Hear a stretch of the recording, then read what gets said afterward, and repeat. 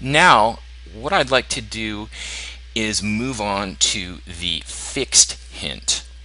So let's go back to our browser and let's see what we can do with the fixed hint in the browser, and then we'll take a look at how that actually works. So probably the most common use that you'll make of the fixed hint is to have some sort of button or other control that is attached to the browser window itself rather than to the rest of the content. So take a look at this little social media almost toolbar thing I've got over here on the left hand side of my page content. Now notice what happens. I'm going to make my page a little smaller so I can thoroughly scroll the content here. Now watch what happens as I scroll. Now notice that everything moves except that little toolbar. You've probably seen this on lots of sites on the internet. And it's just a handy little feature, and you can attach to the bottom, the top, the left, the right, and basically that's where the thing that you attach there will stay, no matter how the browser is scrolled. And so that can be very handy for, again, toolbars, or as we'll take a look at, headers and footers that actually just kind of float above the content. You can do some cool effects with that. And it's actually quite easy to achieve this effect in Photoshop with the fixed hint. So let's take a look at let's see if I can find which one this is. There we go. Okay, so here's the document. And what I'm going to do is focus on this layer group here. Now, this is a convenience layer group. This layer group is not necessary. It's just convenient. So often, as you'll see, we organize things into little layer folders in the layers palette, not because we're going to put a hint on them, just because it helps to group things together. And this is a best practice for using SiteGrinder in general, is that when you have the number of layers that a sophisticated web design requires, you will want to use as many groups as possible to help keep everything organized. Now, the important layer here is this sidebar column layer that has the fixed hint. So it's a column. You can put the fixed hint, for example, I could just put the fixed hint on this skip button, and it would cause that button alone to be fixed to the side of the browser window. And I could actually put the fixed hint on all of them. But it's a lot more efficient to create either a panel or a column that is going to be having other content within it, and all of the stuff that's within it will be fixed. So it's just more convenient to use a column, and actually can be more powerful, because if you have stuff in the fixed area that might change in size later, if you edit it with the content manager, say, maybe you have a menu and it might get more items, you'd really want to use a column, because then you could actually have, for example, a background that grows in size, that kind of thing. So here, the sidebar image is the actual white rounded corner rectangle that has a little bit of a drop shadow on it. I'm going to unselect it so you can see what I'm talking about here. So this dim white rectangle is our column. And remember, if you don't have notice we don't have any effect on the column. We don't have a color overlay effect on the column layer here, and we don't have a background layer, so it's actually going to be invisible when we build the page. It's simply there to collect together subordinate layers that are in front of it and within its rectangle. So the first layer we're actually going to see on the built page is this sidebar layer, and the sidebar layer has a drop shadow and a stroke applied to it, and then there are other layers that happen to sit on top of it for design purposes. As long as layers are inside the fixed column, they will be fixed in place. They don't all have to be in a stack. This is purely decoration, this sidebar layer. Now, one thing you should notice is that in the browser, that little white rounded corner rectangle looks great on top of gray, on top of white, on top of blue. When it's half on blue and half on gray, it looks great. Why is that? That's because that layer, just that little rounded corner white rectangle layer, is exported with the PNG 24 compression setting, which you set in SiteGrinder. When you open SiteGrinder, as you probably know, you've got a compression panel there, and for any given image you can select what compression setting to use. PNG24, contrary to its name, can save out 32-bit images which include an alpha channel, which is just a way of preserving the kind of transparency that layers in Photoshop have. And so that's generally what you're going to want to do with the backgrounds of fixed items, because unless your page is all one color, you'll want to make sure that it looks good on top of whatever color it happens to be over at the time. If you don't do that, then, for example, SiteGrinder would have rendered the blue from this background into the drop shadow of this layer, and so that when we were over gray, we would have seen an ugly kind of blue fringe around this instead of just a perfect drop shadow. So that's an important tip for fixed elements, because fixed elements, again, will often appear over different colors on the same page.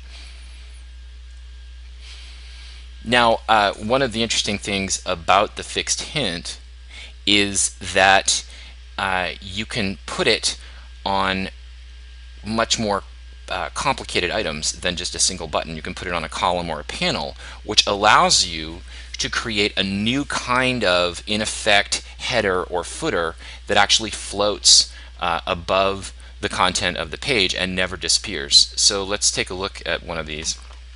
So for example, here we have a design that has a pretty complicated fixed header. Now notice it does not extend all the way to the sides. It could, but in this case the design wasn't trying to do that. So the design has some gaps here on the left and the right, but you see how everything just slides under it, and that's pretty handy. And because it's a panel or a column, I'm not sure which was used here, we've got an image button in it, we've got a text menu, we could have really whatever kind of SiteGrinder content, we could have a gallery in there if we wanted to, and so it's fixed at the top. It's fixed at the top. Why? Because in the Photoshop document, it's at the top of the Photoshop document, and I'll show you that in a second. But you can do exactly the same thing with a footer without using the footer hint. You're just fixing something to the bottom of the document in Photoshop, and SiteGrinder will figure out, oh well, this is a fixed item, it's at the bottom of the document, so that means you want to have it at the bottom of the browser window, or it's at the top of the document, so you want it at the top of the browser window. So this is a way of creating a header or a footer without using the footer hint or the new header hint. And so this floating stuff is very cool. And let's take a look in Photoshop at how that works. So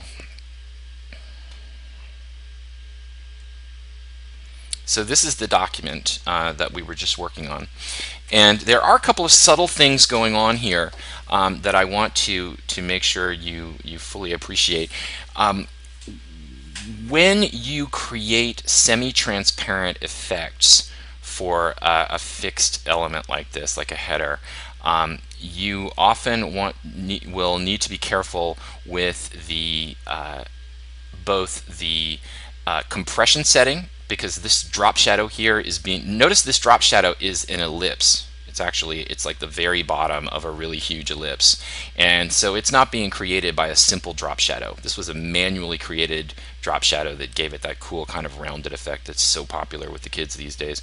And what we did to get that effect was not just use a layer style. We actually manually created that drop shadow and then used that as an image that sits on top of the panel that has the fixed hint, and creating this whole chunk of fixed stuff. So this fixed stuff has got subtle things going on. It's got, the obvious thing, the image button, the menu, the kind of gray background here, but it's also got another image layer that's giving us this nice shadow. So let's go back into Photoshop and take that apart a little bit. Okay, so here's the panel.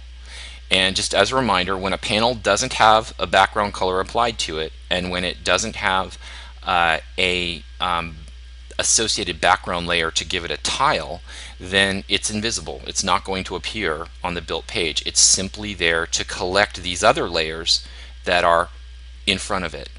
So here we have our header image, which is actually the gray stuff and the kind of drop shadow rendered into it, but it's not a tile or anything like that. This is just a nice semi-transparent layer that was manually created in an image layer.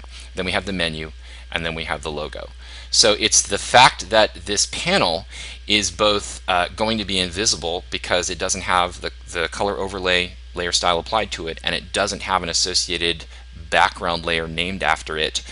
So that means it's going to generate no image or anything like that. It's just going to collect these other things that are within its rectangle and in front of it. And then because this is a semi-transparent image, it's going to be nicely semi-transparent on the page because it's set to a PNG 24 compression setting. If this were not set to PNG 24 inside SiteGrinder's compression panel, it would not work quite so smoothly. You would see a sort of a halo of pre-rendered bluey gray riding on top of everything. If you want to have a panel that has a background that extends all the way to the edges of the browser window, then you make your panel extend all the way to the edges of the browser window, and you give it either a color overlay layer style or you give it an associated background, which this does not have. So for example, let's go to another. So this is a slightly simpler situation. This is a footer, and notice it's also floating. So the text is going underneath it as I scroll. But notice it also extends all the way to the edge of the browser window. So no matter how wide or narrow the browser window is, it's going to have this wide sort of maroon band that will float. So if you've used SiteGrinder much at all, you've probably used a browser background that goes all the way across the document, or a footer background layer that goes all the way across the document and therefore extends to the edges. This is exactly like that, only without the footer hint. It's just something the fixed hint does automatically with panels or columns that extend all the way across the document. SiteGrinder just assumes, oh, well, you're going to want that to go all the way across the browser window too, so I'll just handle that. So basically it's just like the footer hint that we've had before, only it now has this magical property of floating above everything and never leaving the visual area of the browser window, no matter how it's scrolled. So that's kind of the next thing I was going to show about that, so we're done with that. This shows a very similar effect, only what I've got here is a drop shadow that goes all the way across the browser window. So watch when I scroll under it. The text gets shadowed also. So we see that that's actually a live semi-transparent tile going all the way across the top of the document. So so let's go ahead and look at this in Photoshop and see how that works. So this is a pretty advanced example. Now, please be aware, all of the examples that I'm showing you are available for download from the documentation wiki. So if you want to take this apart yourself and take a look at how it's if you want to achieve this effect, I highly recommend downloading one of these sample files that is the closest to the effect you're going for, and then trying it yourself. So let's look at this file in Photoshop. So we've got